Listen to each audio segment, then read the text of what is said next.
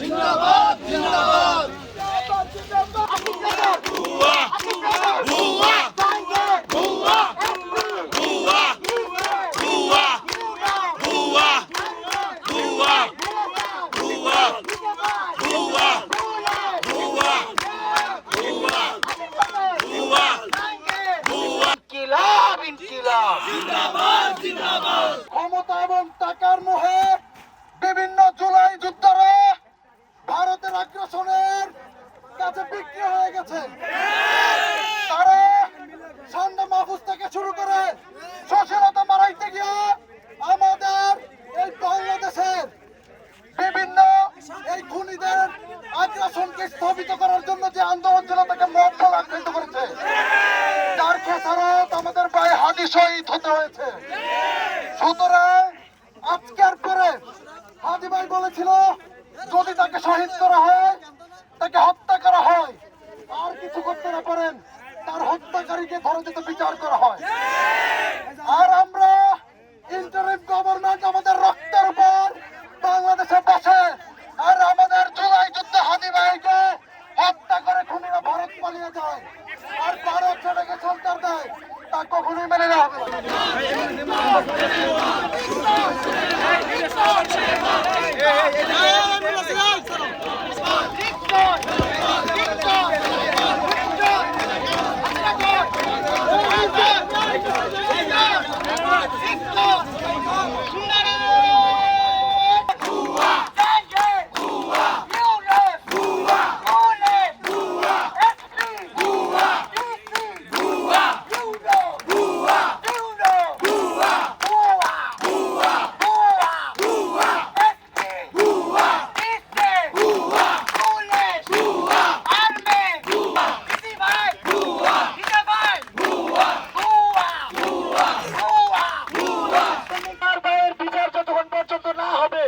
আমরা ইনশাআল্লাহ আগামীতে ছাত্র ঐক্য সবাই মিলেমিশে আবার আমরা একটা আন্দোলনের ঘোষণা দিব, পুরো দেশ ইনশাআল্লাহ অচল করে দিব। আসিফ নজরুল সাহেব আজ কি করছে? আমার বিপ্লবী ভাইরা, আজকে আমার বাংলাদেশের মাটি আমাদের জুলাইয়ের সবচেয়ে বড় আন্দোলনের সম্মুখ সারির যোদ্ধা, আমার বিপ্লবের কণ্ঠস্বর হাদি ভাইয়ের রক্তে আমার বাংলার মাটি রঞ্জিত হয়েছে। এই ভারতীয় আগ্রাসনের বিরুদ্ধে কথা বলায় আমার হাদি ভাইকে আজ তার রক্তের উপর দিয়ে আমার বাংলাদেশকে প্রমাণ করে দিতে হয়েছে যে বাংলার মানুষ রক্ত দিতে রাজি আছে, কিন্তু তার দেশকে কারো কাছে বিক্রি করতে সে রাজি নয়।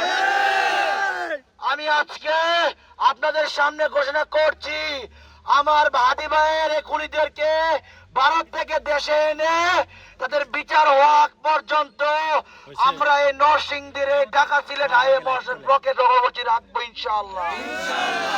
আগামীকাল জুমা আমরা নরসিংদীর সর্বসাধারণ মানুষকে বলে দিতে চাই আপনারা এই ব্লকেট কর্মসূচি বাস্তবায়ন করবেন। পাশাপাশি এই আমাদের অকর্মা যে আসিফ নজরুল আইন উপদেষ্টা এবং স্বরাষ্ট্র উপদেষ্টা জাহাঙ্গীরের পদত্যাগ বাস্তবায়ন না হওয়া পর্যন্ত আমরা এই চত্বর তামির চত্বর ছাড়বো না এবং এই আসামিদের ফাঁসি হওয়ার আগ পর্যন্ত ভারতীয় দূতাবাসের সকল কার্যক্রম আমার বাংলাদেশের মাটিতে হবে না। ইনকিলাব ইনকিলাব জিন্দাবাদ জিন্দাবাদ।